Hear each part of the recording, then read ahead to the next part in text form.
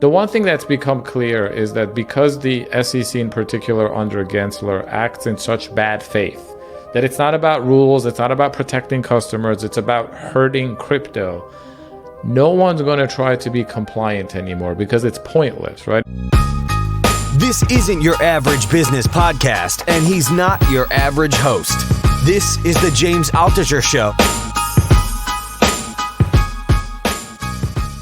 Omid, how you doing? Good. How are you? Good. I know someone right now who is reading your book. And he loves it. He says it's like the most intelligent book he's ever read on crypto, and we both agree the title's horrible. But it's still the most intelligent book on crypto. Well, thank you. I assume they're reading it because of you or your podcast. Well, they've listened to the podcast, and you always are super intelligent on all things, but particularly all things crypto. So people should read your book. I'll say the title, Rearchitecting Trust. So, Omid, first off, how's life? How's things going? Life for me is good. Things are good. In a way, I am relieved that the U.S. government has sort of like decided to sue everyone in my industry into oblivion, because this is now the beginning of the end of how this whole thing is going to play out. I agree with you, but first off, let me tell you a small experience I had. A couple weeks ago, I was in Norway, and I was talking to people, bankers who work for the central bank, or one guy had previously run the central bank. I was talking to a whole bunch of central bankers in Norway. They're all serious about, taking the national payment system to the next level, looking at crypto, looking at CDBCs. Like every country in the world, it seems, except the U.S., is taking crypto extremely seriously. Like nobody wants to be left behind, and they realize that the old system is an antique almost. Yeah, and I would tie those things together. I think one of the reasons every other country is increasingly taking crypto seriously is because of the US's increasingly negative attitude towards it.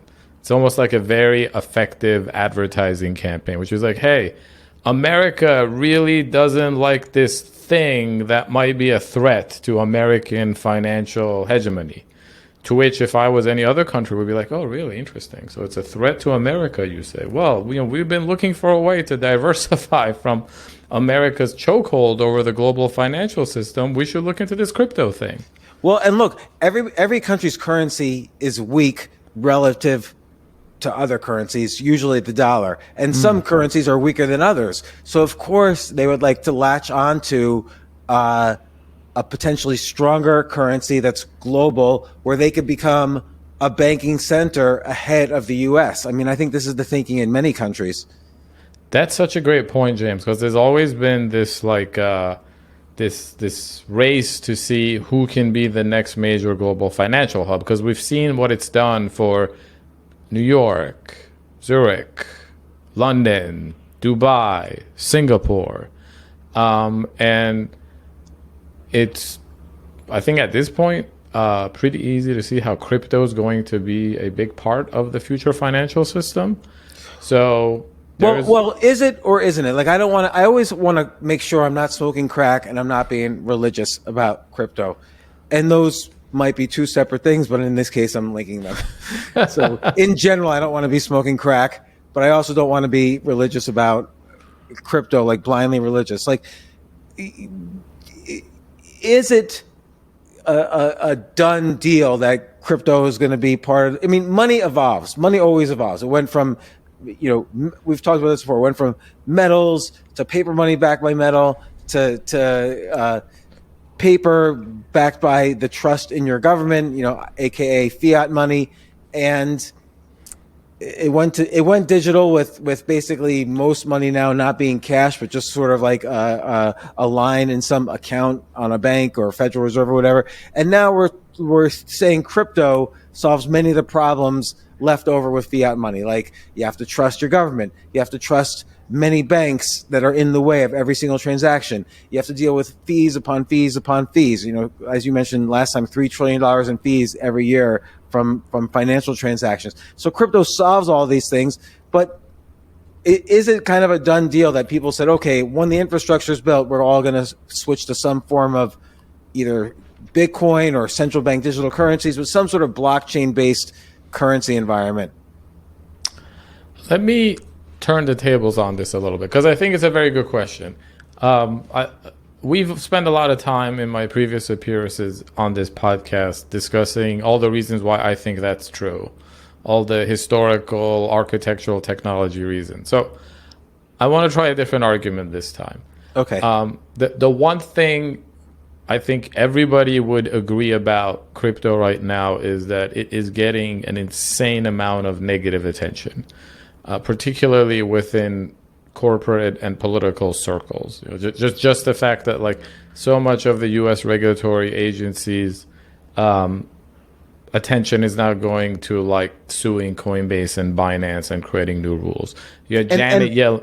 Could we summarize that for a second? Because for anybody listener who doesn't know, something that's been happening in the crypto world in the past few days, really, or the past week, is that the SEC, which is the regulatory government organization which is in charge of all stocks and things like that, are saying that some cryptos are securities. They're being very vague about how they're defining cryptos as securities, but that they're not letting that vagueness stop them from suing crypto exchanges that are trading in these quote unquote securities. There's a disagreement, basically. So SEC says they're doing something illegal by trading securities, and they're saying they're not even trading securities. And there's sort of this gray area in between. But that's gotten everybody freaked out, including the exchanges. And it's driven the price of crypto down as people say, hey, I'm going to take a step back and wait and see how this shakes out.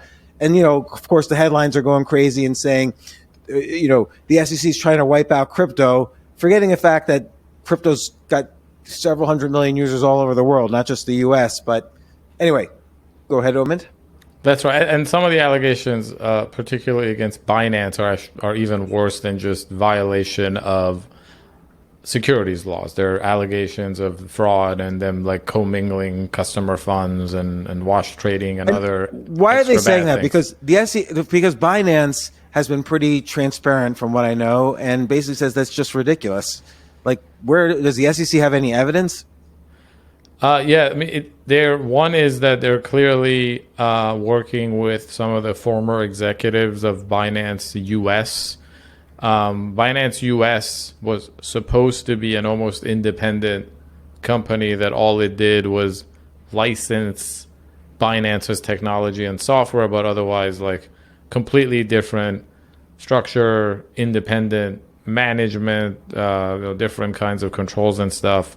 And also in the SEC suit are claims that none of that was true, that it was really just a front, that CZ, the same individual who runs Binance Global, was also running Binance US. But they obviously have high-ranking insiders that are cooperating with the investigation, and they have documents. We'll see how they got access to those documents, and we'll see. Though I do think I want to differentiate. It's important to know that like one way to categorize the Coinbase lawsuit is like procedural, like, oh, Coinbase didn't have the right paperwork in place and didn't register and fill out the right form, etc.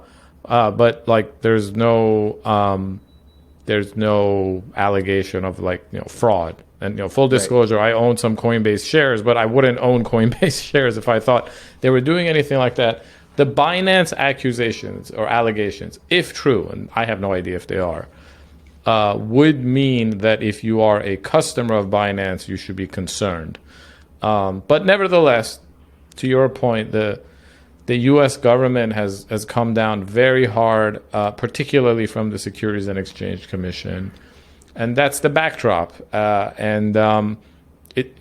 would summarize everything that's happening, that it's basically become impossible to do crypto in the U.S. in a compliant way. And that's not just my opinion. If you're a centralized exchange. If you're an exchange, but even if you're a hedge fund who wants to use an exchange to trade, like it's not clear if any exchange, except maybe like the cash settled futures of the CME, are the kind that you're your compliance people would be comfortable with today after these latest lawsuits. But let me ask you about that. Like, what if, it doesn't seem like these lawsuits have anything to do with the decentralized exchanges like Uniswap or PancakeSwap. But what are you saying that U.S. citizens might not be able to use those, or? There too. So one crazy thing in the lawsuit against Coinbase. Coinbase has a bunch of different services. One of them is like completely centralized custodial. They control the keys. You trade through them. But they also have things like non-custodial wallets. That's just software that you can use to generate your own keys and do whatever you want. One of the allegations in the SEC lawsuit is that Coinbase, because some people use the non-custodial wallet to use DeFi like Uniswap, then Coinbase, who created that wallet, should have had a broker-dealer license. So there's all this stuff now. There's even a pending definition change the SEC has proposed that it, in its own rulemaking, wants to change the definition of an exchange in a way that would suck up all of DeFi. And then would make all of the DeFi not only non-compliant in the US, but impossible to make compliant, because if a DeFi protocol is just code and then the SEC says, well, we think that's an exchange and the code needs to come in and register, and the code needs to have a way that if we tell them to change things, the code will comply within right, a which month. they can't do. There's no real authority. Right, and it's like it's Uniswap is immutable code. You can't change it. You can issue new code, but the existing code is deployed forever on the Ethereum blockchain. So, increasingly, it's becoming that if you're a developer, and this isn't just my opinion. Like earlier today, I had conversation with somebody that has a startup that wants to offer crypto custody key management services. They're originally a U.S. company. They're debating if they should be offshore. Protocols are shifting people, literally telling some of their people that they want them to move to Europe or Asia. Capital is moving. You have murmurs that increasingly VCs are not going to want to invest in US-based crypto startups doing anything because of all this regulatory uncertainty. That the VCs are telling the founders, you know what, move to England or Dubai to start your company. So I would summarize it all as being that the U.S. government has now fired its best shot at really trying to cripple the industry here. And we'll see. I don't think in the long term, I don't think it's going to work. And I think within a couple of years, it'll be viewed as a major strategic mistake. And yeah, so it seems to me, and it doesn't really matter the reasons why the SEC is doing this, but it seems to me obviously it's a power play. It's the Securities and Exchange Commission, so they get more power and money the more securities there are. So it's a pretty convenient to say cryptos are securities. But how does this? It is scary actually right now. Like we really don't know what's going to happen and what they're going to do and who they're going to sue next. So it really does put a damper on, at least temporarily or maybe for permanently, like the entire industry, because you don't know what's legal and what's not, even though crypto's been trading fine for over a decade. Right, and I'll tell you like an interesting point. Someone I know who works for a major American financial firm that's been trying to get into crypto, the point that he made to me was, he said, look, we do many things, much of which is regulated by the SEC. And our fear now is if we try to do crypto, even with the best of intentions of being compliant, that's just going to bring the hammer down on everything that we do. And this is the chilling effect. I think it's important to know, right? When regulators come down on a sector, an industry, and activity hard, it's not just the people who are already doing it that are going to be affected. There is this very chilling effect that those who are strongly considered doing it are now going to change their mind, because every institution has risk and compliance people, and they're always weighing the cost and benefit of doing something. And if one of the downsides of doing anything in crypto is that Gary Gensler might come after you. Then I think a lot of reasonable people are going to conclude it's not worth it. Yeah, that's true. So in America, in America, right? 'Cause in other countries, it doesn't affect you at all. But other countries are moving in the exact opposite direction at this point, which is also fascinating. Right, and we could talk. We mentioned that in the sense that they would like to be the world center of banking before the U.S. does, and they're winning. Like what I would say, the UK, Dubai are probably front runners in this, but many countries are trying to be centers of banking for crypto right now. But how does this play out here? Like, what's happening? Is there any substance to what? It almost doesn't matter if there's substance to these lawsuits, but like, just what's going to happen? So the quickest thing that would change this will be the outcome of next year's election, I think, because in the U.S., for whatever reason, crypto's become very polarized, and the Republicans are extremely pro. I mean, even yesterday, you had a couple of Republican members of Congress propose a bill to fire Gary Gensler. And like that, people in Congress will disagree with regulators, but this is getting pretty toxic. And there are candidates who are running for office for president who are increasingly pro-crypto. Interestingly enough, they come from both sides of the aisle. So everyone... Yeah, because I never really view this as a Republican or Democrat issue. No, me neither. And I mean, this very much reforms the problems in the economic system. It reduces fees. It's good for people who don't like spending so much money on financial fees. It's inclusive, right? Demographically, young people like it. It takes power and influence away from the too big to fail Wall Street banks that nobody really likes. So yeah, I mean, I am shocked that the breakdown has fallen along the lines that it has, but the election could change that outcome. Other than that, all of this is going to go into the courts now. And the one thing that's become clear is that because the SEC in particular under Gensler acts in such bad faith, that it's not about rules, it's not about protecting customers, it's about hurting crypto. No one's going to try to be compliant anymore because it's pointless, right? In fact, Coinbase, out of every crypto company in the world, was probably the one that tried to play ball the most. We can question whether they went about it the right way and some of the things they should or should not have done, but nevertheless, like, they made a strong effort to win over U.S. regulators for selfish reasons, right? Like, if Coinbase had actually found a way to get licenses and approvals from Gensler and the SEC, it would only help his business, but it was all for naught. So everyone's just going to fight everything now. And then it moves into the court system. But as we know, that process often takes years to play out. And the third thing, which I think is really worth watching now, is that because the rest of the world is moving in the opposite direction, America's intransience is increasingly going to look stupid geopolitically.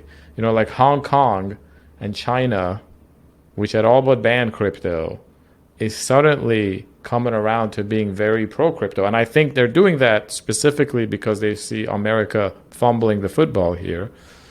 And it's like, if there's one thing in Washington everyone agrees about, it's that the U.S. should not be ceding anything to China. And I think within a year or two, it'll become very obvious that if we don't change direction with crypto, we will. Yeah, I mean, right now, what's the status with China? Like, don't they have crypto as illegal at the moment? Well, James, guess after the U.S., which country has the second most amount of Bitcoin mining in it? I'm going to guess China. That's right. And that's after they quote-unquote banned mining. Yeah. But over 20% of the global hash power, best that we can tell, is in China. And Hong Kong has suddenly approved crypto for retail trading, announced that it's going to come up with a licensing regime for crypto, a industry-friendly licensing regime. The government has encouraged its banks to bank the crypto companies that were unbanked in the U.S. deliberately. And again, put yourself in the position of the Communist Party of China. They had their reasons for wanting to restrict certain amounts of crypto, for example, to preserve their capital controls, right? But here you have a rapidly growing, dynamic, disruptive industry. It already has hundreds of millions of owners, investors, adherents all over the world. There's a lot of capital in crypto. It stood the test of time despite all the volatility. And your biggest geopolitical rival hates it. Yeah. That almost in of itself, to me, is reason enough for the CCP to be like, oh, well, we'll figure out how to make crypto work for us. Right. So okay. So what's going to happen next with this? Like right now, the SEC just in the past week has put, the whole industry into this spiral of what's next, who's going to get sued next, what's the actual law here, we don't know, and on and on. Yep. So what do you think how is this going to play out? We have a little bit of a in-between period now where some of the court cases have been already going on for years. So we await to see what the judges rule in them. It is interesting that independent of crypto, the Supreme Court has increasingly been harsh on regulatory agencies that it believes are stepping over their bounds. The current court increasingly takes the position that just because Congress didn't rule on something doesn't mean the regulators get to. And there's hope. There's a famous case involving Chevron that people think the Supreme Court might overturn, and that could have reverberations throughout all industries that are currently in a state of confrontation with their regulator over an issue that was not explicitly spelled out by Congress. So that, I think, is a sort of a tailwind. But ultimately, the thing everybody should remember is that crypto is going to keep cryptoing. This is not just an American thing. It's a global thing. Europe, as we speak, has a new pro-adoption regulatory framework going into effect. In the UK, you have the current prime minister talking about how he wants to make the UK a hub for digital assets. Yeah. Dubai and Abu Dhabi are, they're you could argue number one in that race to become the next major global financial hub. So I hear stories about it, like everything they're trying to do to help American crypto companies set up shop there. So usage is going to continue. I think adoption is going to continue. And the stuff that you can't do in America, people are just going to do elsewhere. Yeah, it's very true. Like UK and Dubai have not slowed down. And also just the work hasn't slowed down. Like Ethereum has more transactions per day than Bitcoin now. Many of these infrastructure coins, like I call them picks and shovel tokens that help different blockchains communicate with each other, help offer more services on the blockchain, like lending and staking and all this kind of stuff. These projects continue to grow. You have, I'll call them utility tokens, or however you call them, like tokens like Render, which allow you to do 3D rendering of videos. These are being used by movie studios right now to make their movies. And so crypto's in use and hasn't slowed down. Oh yeah, here's a headline. I'm going to quote it from today. Guy Fieri and Sammy Hagar launch Web3 tequila loyalty program. See, that's actually, I haven't even heard that news, but what you just said there with loyalty program, this is going to be the multi-trillion-dollar use case that people don't realize is going to be the biggest use case for crypto. Agreed. And it's awesome because it is a very, that's a real world use case, right? Yeah. Like that's which you real can't world do adoption. in any other way. I mean, you can do frequent flyer miles, but then you're limited to just your company. There's not going to be like exchanges where you could trade these things for, there's going to be more incentive with a crypto based loyalty program because there's so many additional features that crypto provides you because it's built into crypto. Yeah, I mean, there was a headline not that long ago, I think in the last month, that Lufthansa is exploring blockchain-based rewards. And like, who knows the rewards game better than an airline? Yeah. And they didn't have to do this. It's also not, in a year and a half ago, during the peak of the bubble, where all the speculative excess was going on, companies would announce that they're going to do something with tokens, NFTs, etc. And so the critic would say they're just, giving into the hype. They're feeling peer pressure. This is the sexy thing. Every baseball stadium is named after, or every sports venue is named after a crypto company, and Tom Brady is into it, and Matt Damon is telling us during the Super Bowl that fortune favors the world. Bold. That's why they were doing it, right? Here we are a year and a half later. The opposite is true. Prices are down. The headlines are constantly negative. SBF is on his way to jail. And yet, every day or every other day, you hear from some otherwise successful corporation, brand, individual that they see some value in tokens for rewards and customer engagement or payments or whatever. So that to me is the kind of data point that proves that there is real world utility. Yeah, I mean, the fact that crypto's up almost 100% since the FTX scandal is a lot. Like, we've had, that industry has had nonstop bad news, and yet the tokens are up like 100% or more. So again, like, how does this play out though? Because if you're like right now, if I was just getting involved in crypto, I wouldn't want to hold my tokens at Coinbase, and particularly not Binance. And if I had already my tokens at Binance, I'd probably be pulling them out. Maybe I would be with Coinbase as well. Like, it does slow down adoption, at least in the US right now, this second. And in fact, I was just reading, Google searches related to crypto are at a 2-year low at the moment. So basically, Main Street is doing a wait and see approach now to crypto. They've pulled out of crypto and they're waiting. Some parts of Main Street, although there was, I believe, data from the Federal Reserve that came out in the last couple of weeks that showed in the last 2-3 years the percentage of U.S. individuals who own some kind of a crypto asset has gone up. What's the number? I'd have to look it up. But it was one of those that on a percentage basis, they've gone up. Like it's like the numbers doubled, but doubled might have mean gone from like 6% to 11%. Mm-hmm. Here, Fed survey, 12% of U.S. adults held crypto. But this was in 2021, so it could be outdated data. But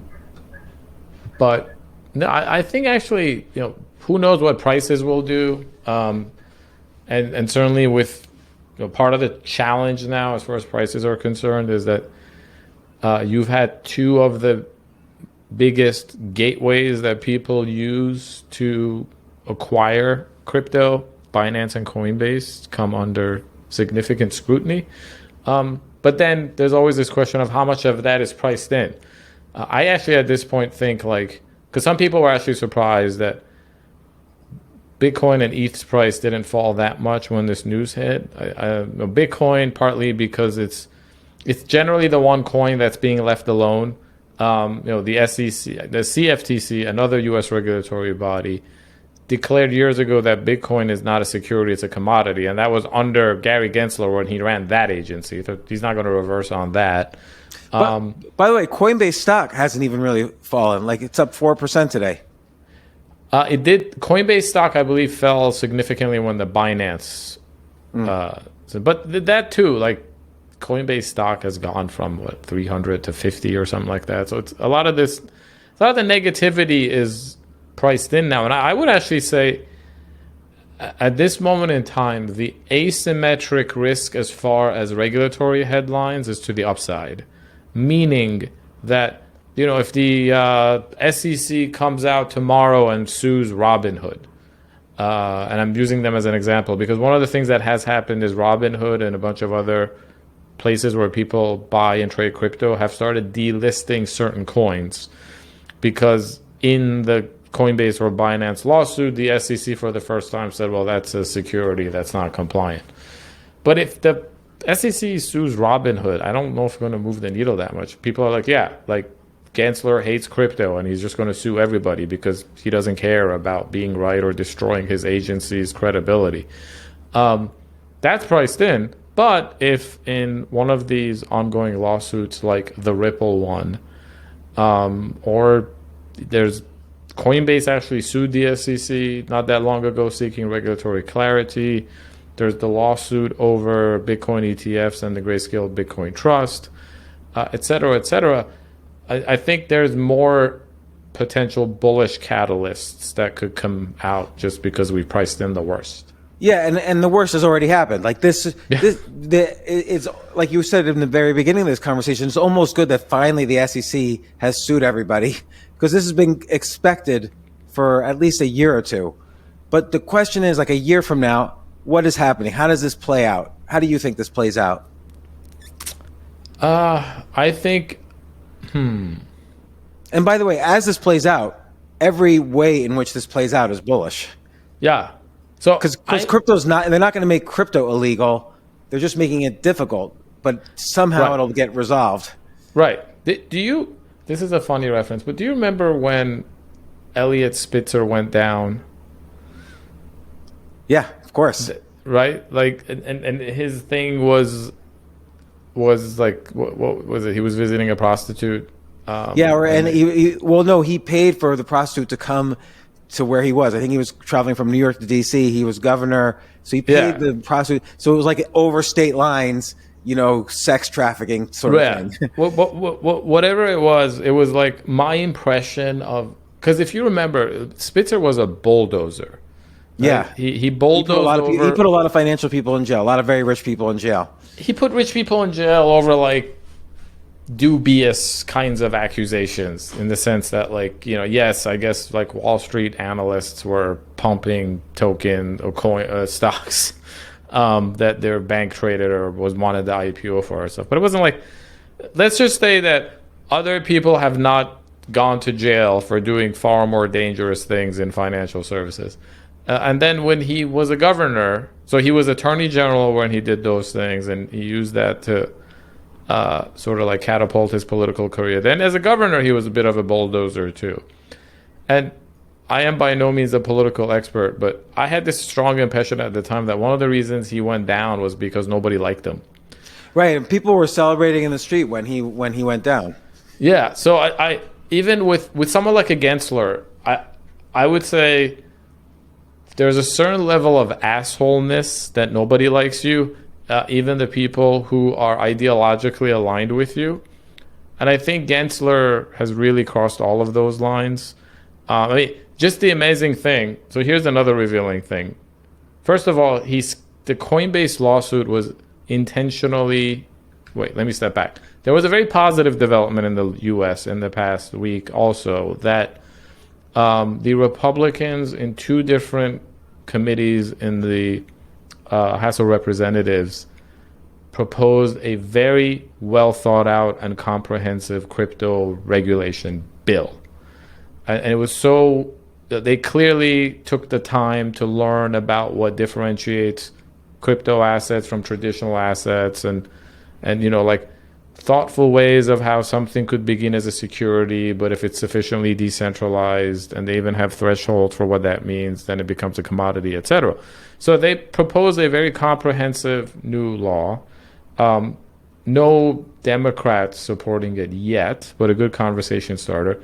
And Gensler's SEC timed the Coinbase lawsuit to coincide with the hearing that Congress was having in discussing this. And this is one of many times where he clearly thinks he's more important than the elected representatives. And that's not just my opinion. Congressman Richie Torres of New York, who's considered a rising star in the Democratic Party, called Gensler as being, I think something like he acts in contempt of Congress. I saw that. that he doesn't want to let the democratic process come to a solution here. And then at the same time, so the Congress is having a hearing over this new bill. Gensler completely steals their thunder because all the headlines that they were about the Coinbase lawsuit, not about expert witnesses testifying about this bill and so on. And then Gensler goes on TV to talk about why he's suing and all the usual nonsense about cleaning up the industry and there's been too much fraud. But then at one point he says, we don't need any more digital currencies. The dollar's already digital, the euro's already digital, and this is this ignorant comment that some people have been making to me for years. They're like, oh, well, my bank account is accessible through the internet and the bank uses a database, so isn't it already a digital currency? But I thought this was Gensler really revealing his hand, that he's just trying to kill this thing. And that's the kind of thing that's remarkable for a few reasons. One, this is a guy who taught an entire class on Bitcoin and blockchain at MIT, which I watched a lot of the video for. The content was pretty good.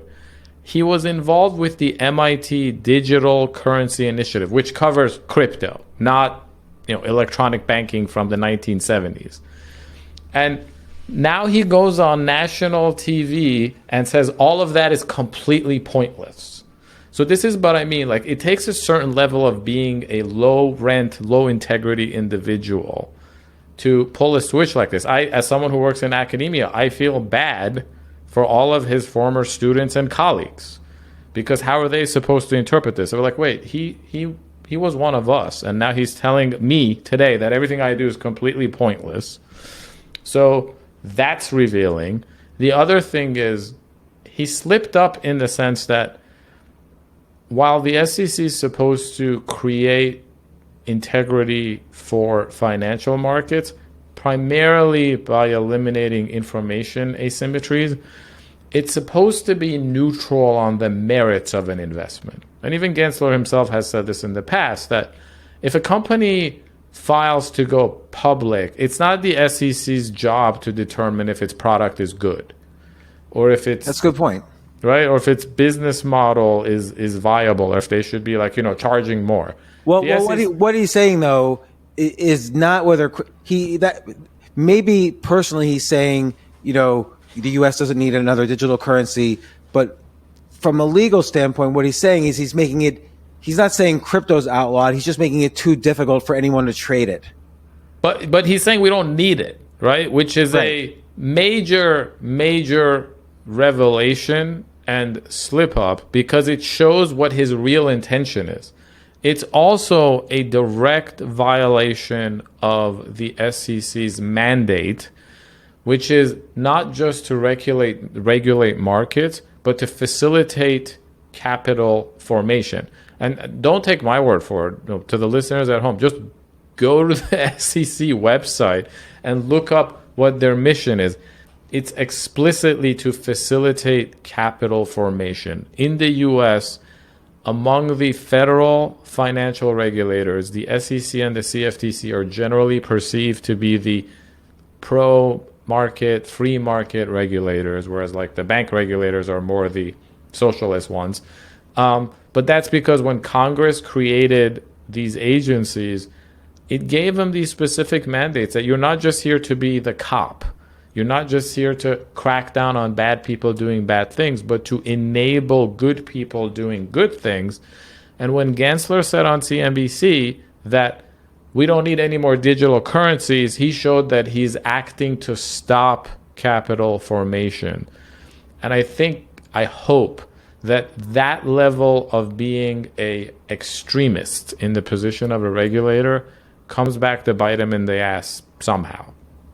Yeah. And so it looks like there's a couple ways this could play out. One is Congress and the courts get so disgusted that they basically say, look, you can't do this. You're trying to ruin an industry that A, is not going to be ruined, and B, it's going to leave the U.S. behind, and C, you just don't have the right to do this. You can't make law. You just have to enforce law. And The other way it could play out is all these lawsuits go to trial and he just loses because, you can't sue Coinbase over something which is not law. Like he's basically saying they're trading these securities, but no one's ever defined how crypto is a security. Even he refuses, amazingly enough, like another way that he's just a bad faith actor. They still refuse to say whether ETH is or is not a security. And all these video clips have unearthed of Gensler and his role at MIT shortly before he took the gig at the SEC, where he's like, well, ETH is not a security. Bitcoin is not a security. Litecoin is not a security. And then he says some other things might be. But he was drilled himself in front of Congress like a month ago about whether ETH is a security. And he weirdly alternated between saying the SEC has all the authority it needs to decide that and then refusing to answer the question. And it got to the point where Coinbase actually sued the SEC. And one of the things it asked for is to provide a list of what is or isn't a security. Just like take the top 100 coins and just tell us yes or no. And the SEC's response to court was that, I'll simplify here, but it was basically, we will not provide a list of what is or is not a security, but we will keep suing companies for trading illegal securities. Yeah, so that doesn't make sense. It's almost like a Babylon Bee article or an Onion article. Like, how can he get away with doing that with a straight face? I don't know. The straight face part, I don't know. He's like, I'm not even being like pro crypto here. I'm being like anti. Yeah. This is like a typical bureaucratic government stupidity. This is like the post office saying you're not allowed to use FedEx because those aren't real letters, and all letters have to go through the post office. And people saying, well, what do you mean they're not letters? Oh, that's up to us. Don't worry about it. Yeah, I don't know. And also, like, I'm not a mind reader.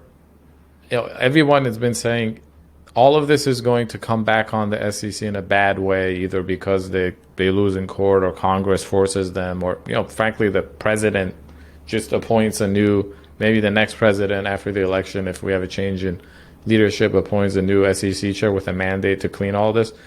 It's going to destroy the credibility of the agency. Gensler is not going to be around for any of that to happen.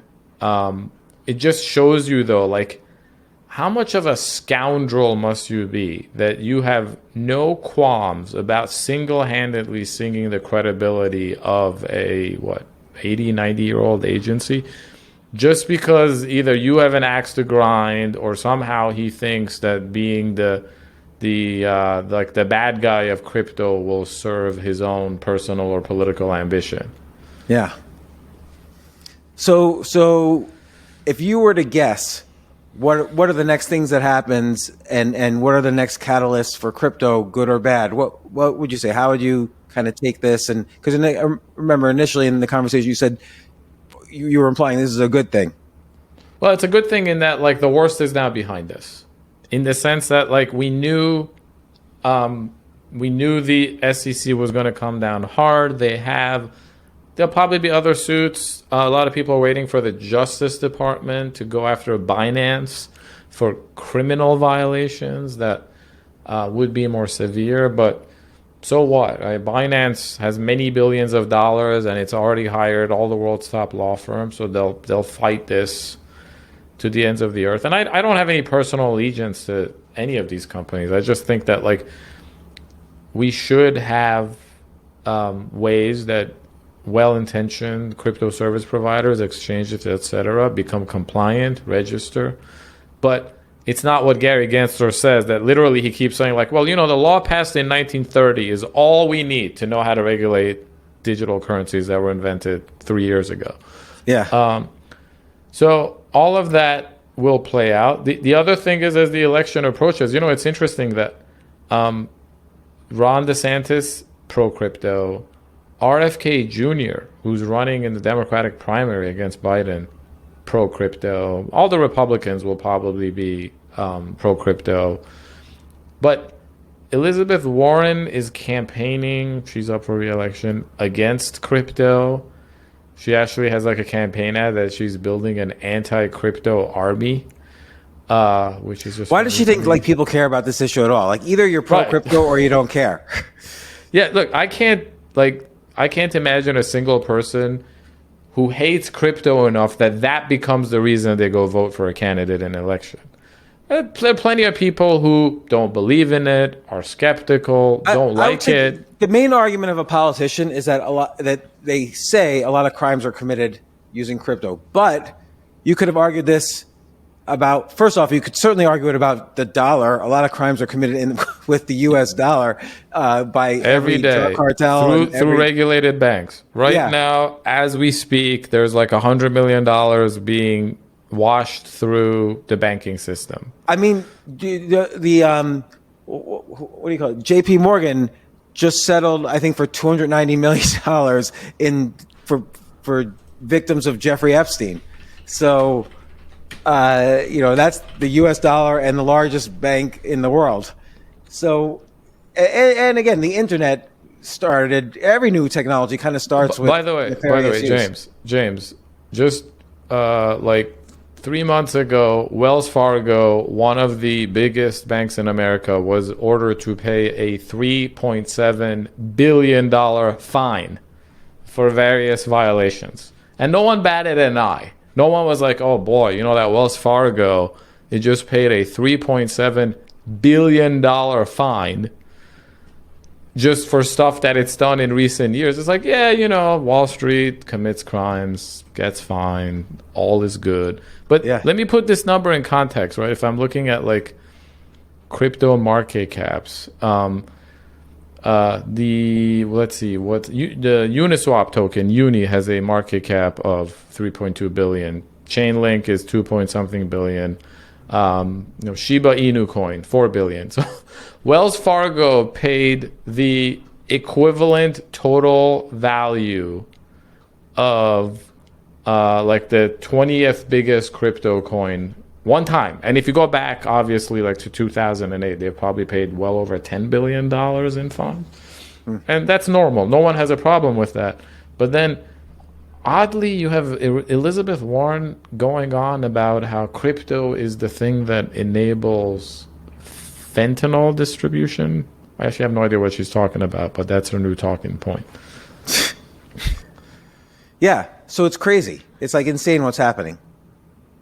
Yeah, and the other thing that I think could happen is that first off, I've even covered this on the podcast about fentanyl distribution with General Robert Spalding, who was the White House expert on China for many years.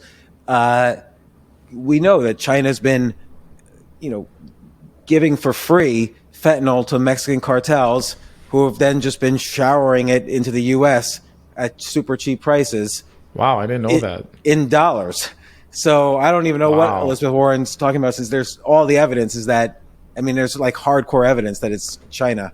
Also, here's the other amazing thing. There used to be a time where it was Republicans that if they wanted something to not happen, they would be like, oh, but the drug dealers. Right? And there was always like a hint of racism to this too. It's amazing to me that this is completely flipped, that it is now the progressive Democrats like Elizabeth Warren who fall back on these stupid tropes that, this is going to enable drug dealing. Crypto is disproportionately young. It's disproportionately black in the US. If you look at it globally, it is the countries that have the highest per capita adoption are countries that are poorer, the global south, places where you have a lot more black and brown people than you do minorities. And here you have a progressive Democrat campaigning against it in a fashion that it's like, I guess Elizabeth Warren prefers Wells Fargo. The other thing I could think could happen is as the rubber actually meets the road and the campaign gets going, people like her just realize how stupid this position is and how there's like not a single person who's going to vote for you because of it, but a lot of the kind of people who like take my class, right? There are people who are from Latin America and they have both experienced crushing hyperinflation and the fact that remittances to and from their country, 20% fees goes to intermediaries. Those are the kind of people that I feel like would otherwise vote for an Elizabeth Warren along for various issues, but they're very passionate about this crypto thing because they see it as a fundamental good. Yeah. So you're basically thinking that you don't really know exactly the form in which how this plays out, but it's almost certainly going to play out in favor of crypto. Like Gensler is going to lose some power. The head of the SEC is going to lose some of his power, and crypto will move forward. So we don't really know the form this is going to take. Do you have a sense of how long it will take? Because in the meantime, I would say public interest in crypto does go down when you feel like you can't trust any institution to put your money there or to trade there. Again, in the U.S. In the U.S., is a global phenomenon. I don't. And is always the thing. And just sorry to interrupt, but just to your point, if it's just in the U.S. and eventually it just hits bottom in the U.S., but then the rest of the world, of course, is moving forward. If prices start to go up, the U.S. is going to be pretty insistent that, hey, we need to be a part of this. Yeah. Timing has always been, I've been wrong about many things in my years of working in crypto, and timing has always been number one. I generally expect things to happen sooner than they do. So I'm forcing myself to be more conservative. But I think in the next 2 years, we're going to have significant resolution of almost all of these topics. I think the election would have happened, and we would have seen that there are actually many people who see the core proposition of crypto as good. I think the court system will have had time to weigh in on some of the SEC's more ridiculous charges. And I think global adoption away from America will have really taken off, up to and including state level adoption. Right? So I think I talked about this before, that I think there are already governments that are secretly adopting Bitcoin, either by mining it or slowly buying it up. I mean, there are smaller governments that publicly have said they've been doing it, like El Salvador or even Bhutan. But I would not be surprised if you look at the access of China, Saudi Arabia, the UAE, Iran, Russia, that they have many incentives already to begin to slowly embrace Bitcoin. And that the U.S. government's crackdown is actually the best advertising campaign for them to accelerate that process. If nothing else, America drove down the price of Bitcoin, so it's cheaper to acquire. So I think. And what do you think these other countries see as the ultimate use case? Again, like I said, I talked to people at other governments. They are moving towards some sort of CDBC or blockchain-based payment system. As many governments have already discussed, but does that necessarily have to involve Bitcoin, Ethereum, and all the cryptos we know and love?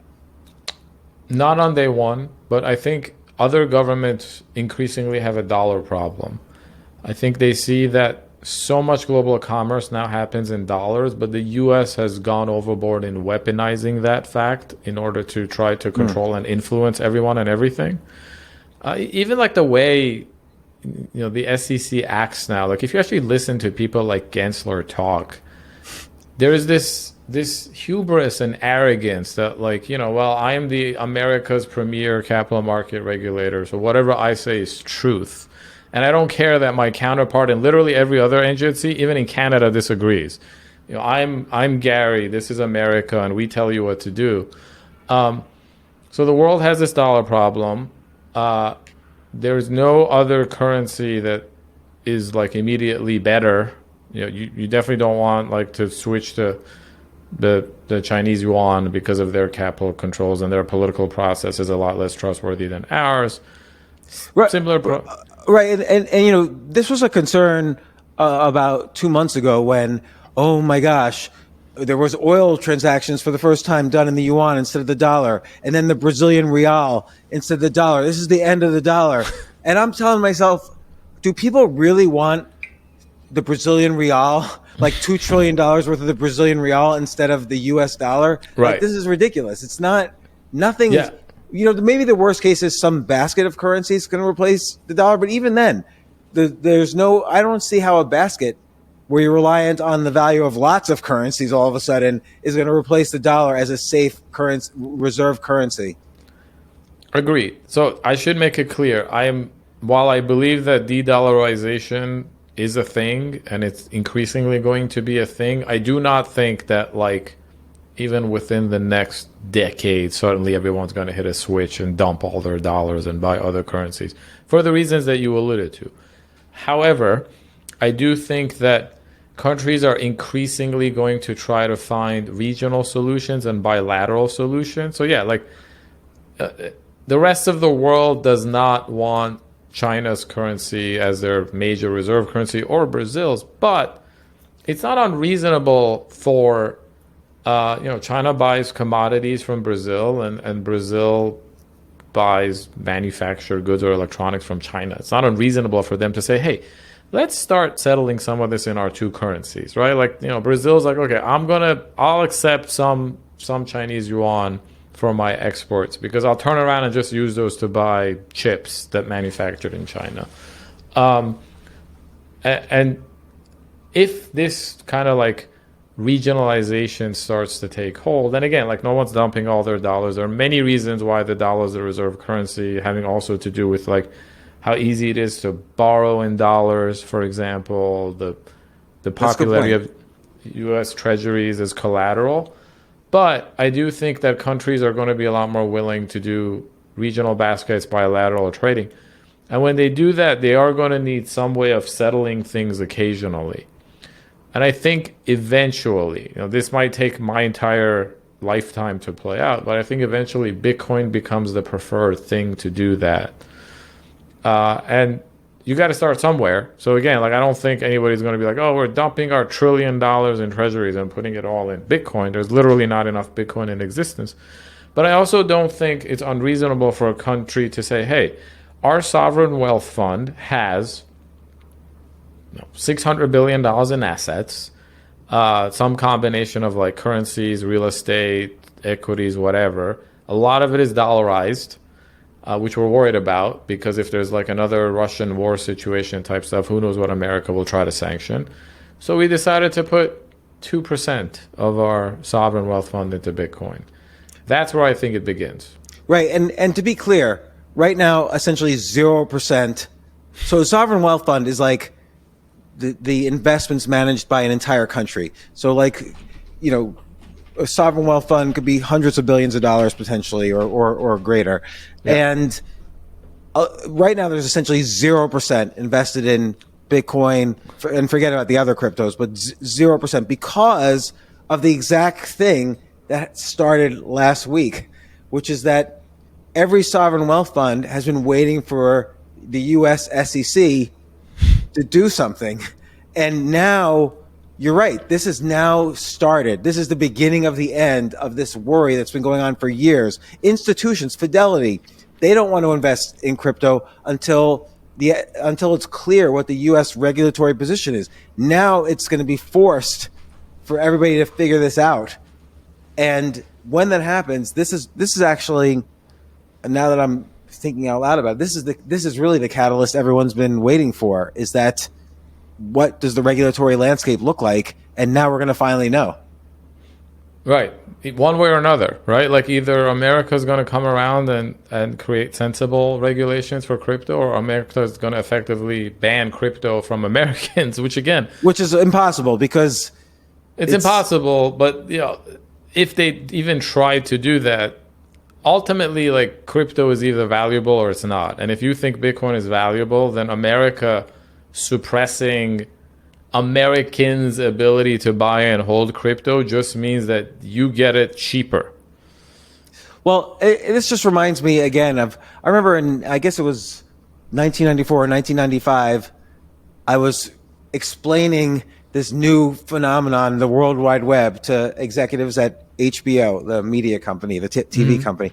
And one of the top guys who eventually became, for a short time, the CEO of HBO, he was asking me, he said, do you mean through, the phone wires and the cable lines, people could send audio and video and text to other people? And I said, yes. And he said, well, the phone companies are never going to allow this. It's and they have the government in their back pockets. Like the government is just going to ban this. They're not going to let the phone companies go out of business. And of course, it all got figured out and resolved, and the phone companies now own the internet basically, or the backbone of it. And same thing's going to happen here. Yeah. That's an amazing anecdote. So I know we've been talking for a while, but I want to go back to a question you posed in the beginning of this conversation, which was, like you said, you don't want to take it for granted that crypto will be the future. And I said that, we've spent enough time discussing the reasons why. So I want to tackle this question in a different way. There are a lot of people who hate crypto. There are a lot of very prominent people who are anti-crypto and borderline obsessed with it. Would you agree with that? Yes. Look at like Nassim Taleb, who's a very, very smart guy. And he was pro-crypto all the way through. Up till 2019, he was writing very pro-crypto things and problems with the dollar versus crypto and so on. I don't know, only this year, I think, or past year or so, he's been kind of down on crypto. And he says because of the volatility. But actually, Bitcoin's been very unvolatile this past, 8 months, 6 months. So in Nassim's defense, and I know Nassim, and he often is invited to my class to come and give the anti-crypto argument, because I want to give the students both sides. And he makes some very interesting and often, if nothing else, entertaining arguments. But yeah, I mean, there are people like him, what Elizabeth Warren is doing. Like, you would think that the most pressing thing going on in America right now is like whether Dogecoin is a security, and that we didn't have an inflation crisis, a banking crisis, chaotic political situation, a war in Russia, etc. Right? And then they're like reporters. There are many academics, actually. Most people I come across in academia are very anti-crypto. People on Twitter, etc. And the question I have for you is, by the way, even the White House, one last data point, earlier this year, they published their 500-page annual economic report about the state of the U.S. economy. And it had a whole chapter on how crypto should not exist or has no value. Which again, right, like we just had a banking crisis, which I don't think we're necessarily out of the woods with the regional banking issue. Inflation is at multi-decade highs. There are many problems with the American economy, China, reshoring, chips, infrastructure, the environment, climate change. And it's like the White House said, no, we need to have a chapter for why this relatively small industry serves no value. So the question I have for you is, has there ever been anything that got that much negative attention that turned out to be just completely hype and bogus and had no impact in history? Let me think for a second, because it's a difficult question, because by saying had no impact, we don't really talk about it now. So it's unlike, for instance, a lot of industries had negative impact, negative hype when they started, but they ended up having positive impact. So the automotive industry, huge negative discussions in the turn of the 20th century.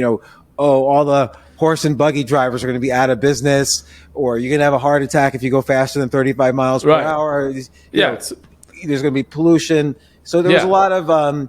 But that sort of proves my point, right? Like what I'm saying is like. So I'm trying to think of the answer to your question. Like, was there anything that had the negative hype that ended up ultimately having negative impact, where basically the crowd was correct and everybody was magically correct for the first time ever? Right, and it had no impact, right? Like, automobiles ended up becoming a thing. Right? I'm sure, like with electricity, I know with like radio, people thought it would fry their brains, but it doesn't even have to be.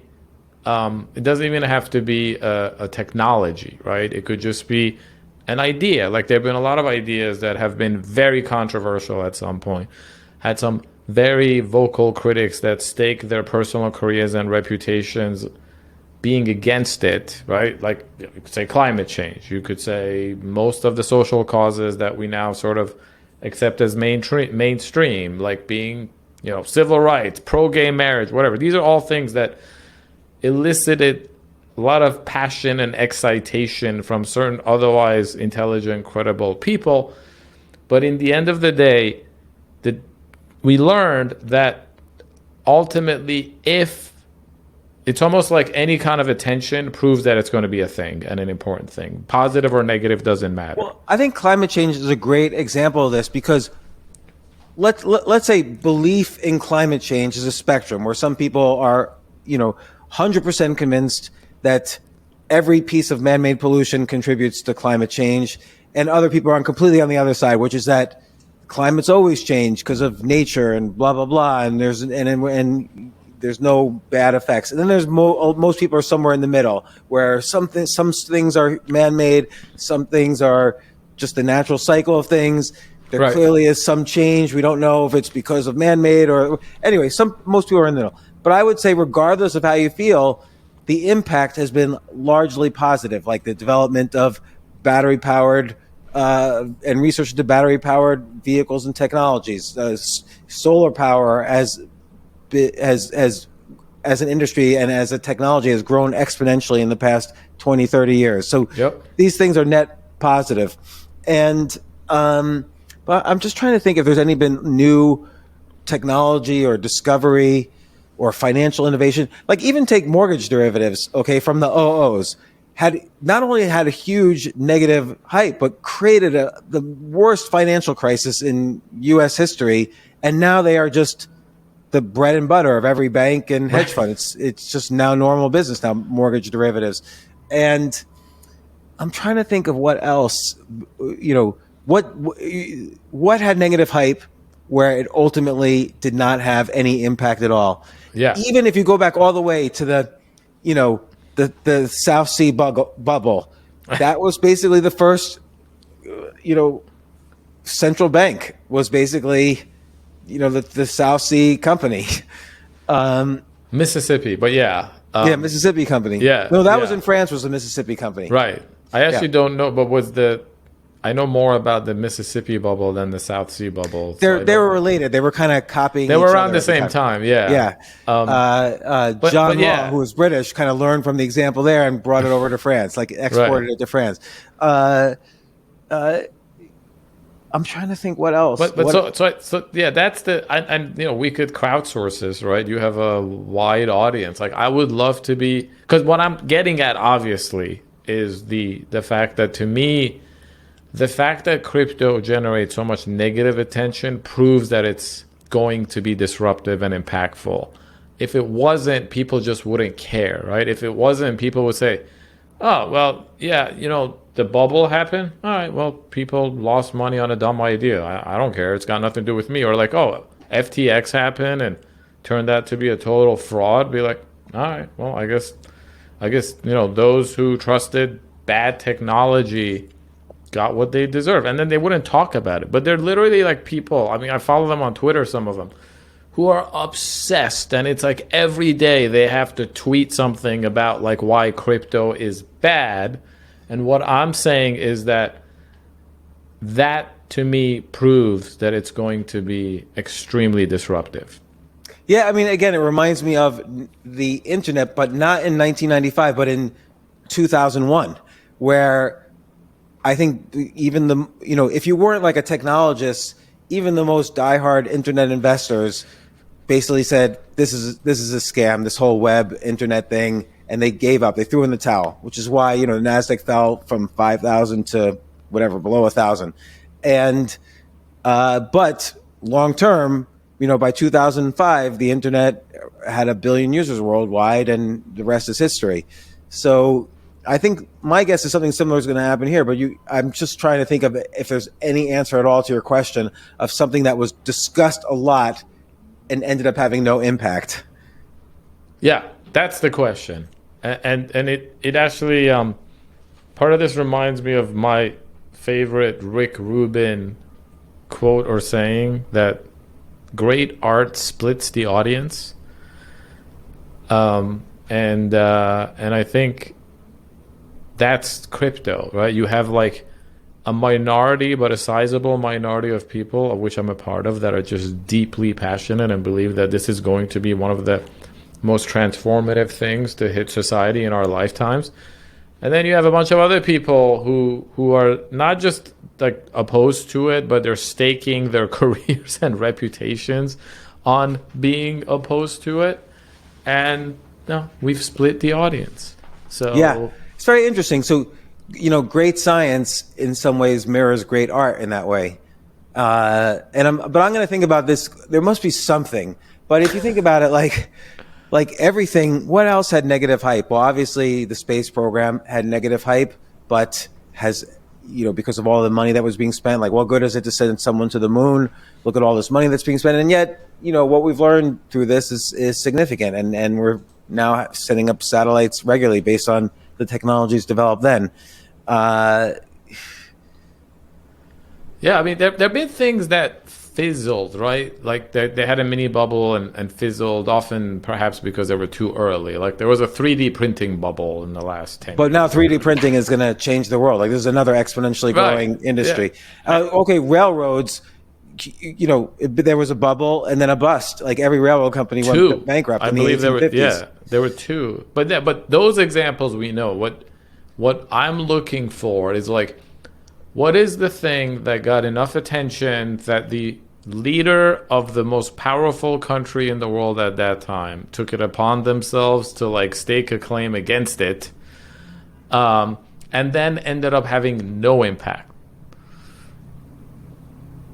I can't think of anything. I can't think of anything either, and I need to become a bit more eloquent at explaining what I mean here. But to me, that's the tell. There's a tell. That's so very many fascinating people, that's the tell. You're right. Yeah, that like I know people who like I'm at a dinner party, right? And the last thing I want to talk about is crypto because it's just that's my job. It's what I do during the day, and now I'm at a dinner party. I'm trying to relax. So I'd rather talk about sports or movies or what other people do. Girls. But yeah, but there's whatever you talk about at your dinner parties.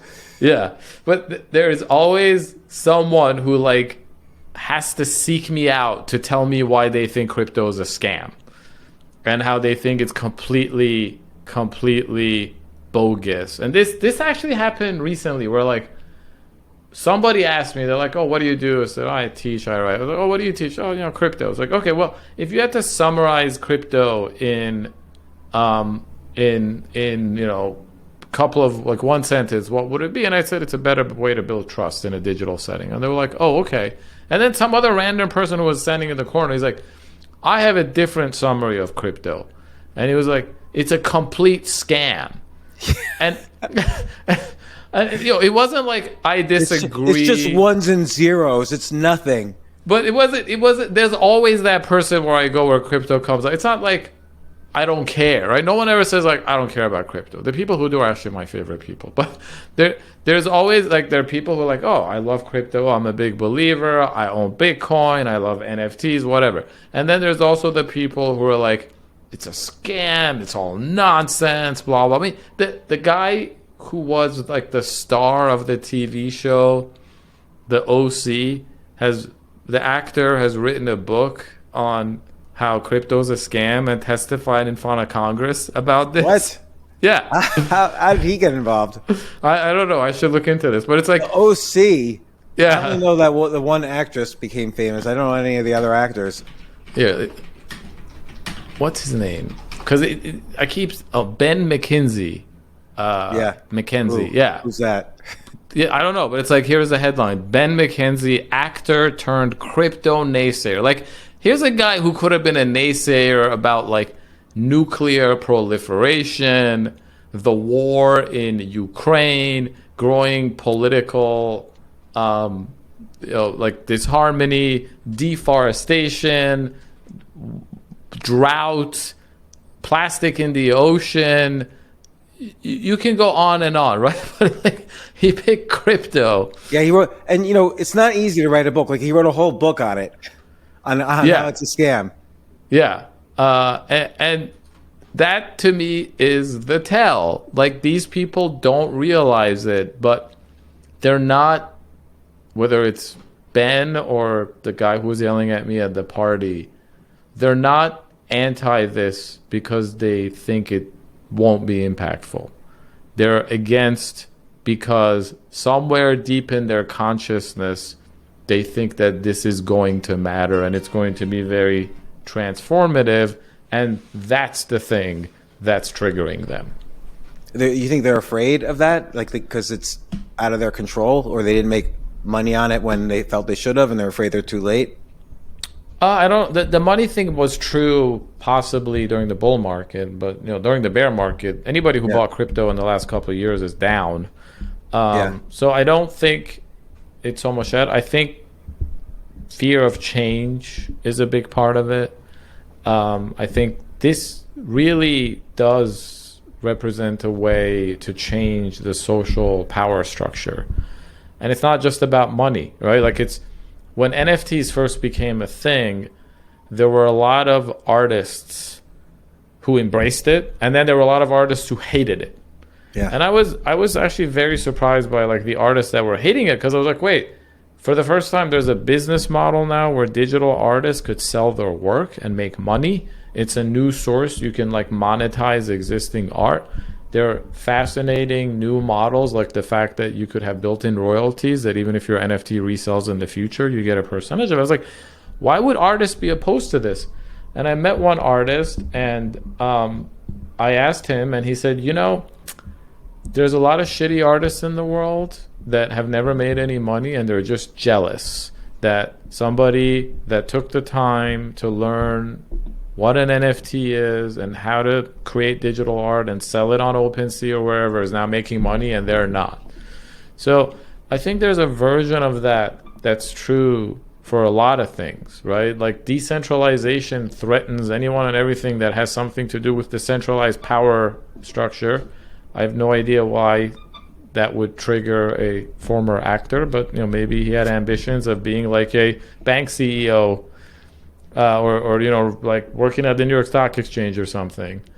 So I think there's something there about it's the fact that crypto could be so disruptive that's making these people so reactive, not the opposite. Yeah, so interesting. Well, look, you bring up so many interesting points, as always, Omid, and this really kind of answers a lot of my questions about what's been going on, because it's been really like a crazy few weeks with all this stuff, and it's been hard to kind of keep up to pace with it enough to explain to people what's going on. But I think you're right. Actually, the most interesting thing is that the fact that there is so much discussion about it is almost the bullish thing about it right now. So I'm gonna have to think more about that. But I do agree that this is going to play out, and this is the beginning of the end, in the sense that the beginning of the end of a certain stage of crypto where everybody wondered, well, what's going to be the regulatory framework? Now we're going to find out. And this is the main thing that's been holding back every institutional investor, including all these sovereign wealth funds. So at the end of the day, this is either crypto is going to end, which I don't think it's will, or this is enormously bullish for crypto. And I hate to sound like almost religious about it, because I'm not. Like I'm waiting for crypto to be easier to use. I'm waiting for it to be, there's currently problems, but this regulatory issue has been an overhang on crypto for a long time, and now it's going to get figured out. Yeah, from your mouth to Satoshi's ears, James. But I think this is, what was that? There was that another Winston Churchill quote that was like, it's not the end and it's not the beginning of the end, but maybe it's the end of the beginning. Something like that. But it was a great conversation. And as always, thank you for having me on. Thanks once again. Are you teaching this summer? Or are you teaching in the fall semester, or what's the story? I'm teaching in the fall. Just doing a lot more blogging and writing and learning. Actually, I'm using a lighter schedule this summer to go back to learning, because aside from all this regulatory stuff, there's some super interesting developments with like layer 2s, new protocols. Uniswap just announced its V4 today, so lots of cool stuff for me to dig into. All right, well, as always, come back on the podcast and I will talk to you soon. Great. Bye-bye.